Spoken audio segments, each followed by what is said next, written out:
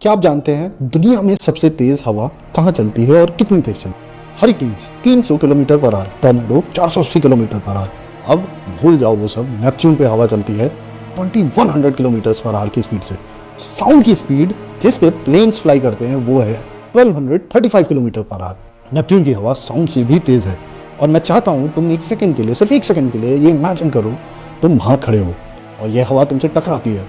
तुम उड़ोगे नहीं, sand paper की तरह तुम्हारी स्किन को लेयर बाय लेयर उतार दे। तुम सिर्फ एक स्केलेटन रह जाओगे और वो भी ज्यादा देर नहीं चलेगा। लेकिन उससे पहले पहले वहां पहुंचना भी एक टॉर्चर है। नेपच्यून इतना दूर है कि वॉयेजर 2 जो 1977 में लॉन्च हुआ था वहां पहुंचा 1989 में।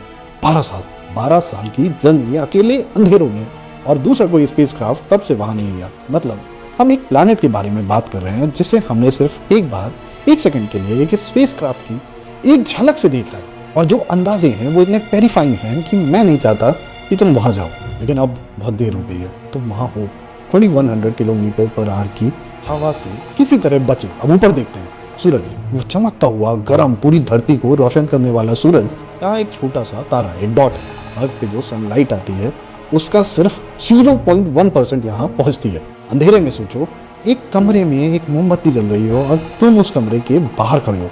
रोशनी दरवाजे की दरारों से आती है, बस इतनी। वही है नेपच्यून का दिन।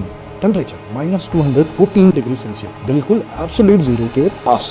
एक ऐसी ठंड जो तुम्हें फील नहीं होगी, क्योंकि फील करने वाली नर्व्स पहले सेकंड में ही काम करना बंद कर देंगे। बाहर -214 डिग्री सेंटीग्रेड, लेकिन अंदर से नेपच्यून 7000 डिग्री सेल्सियस तक गर्म है। सूरज की सरफेस से भी ज्यादा गर्म।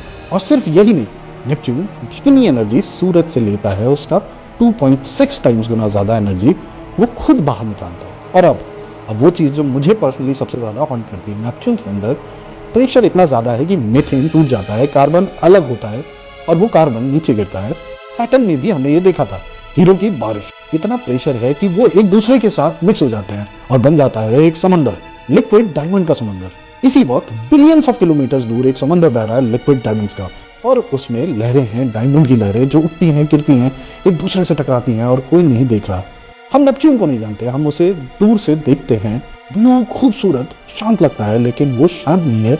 वो एक ऐसी जगह है जहां हवा साउंड से तेज है, जहां हीरो का समंदर है, जहां अंदर आग है, जहां बाहर एब्सोल्यूट डार्कनेस है। और एक स्पेसक्राफ्ट 1977 में एक बार वहां से गुजरा है।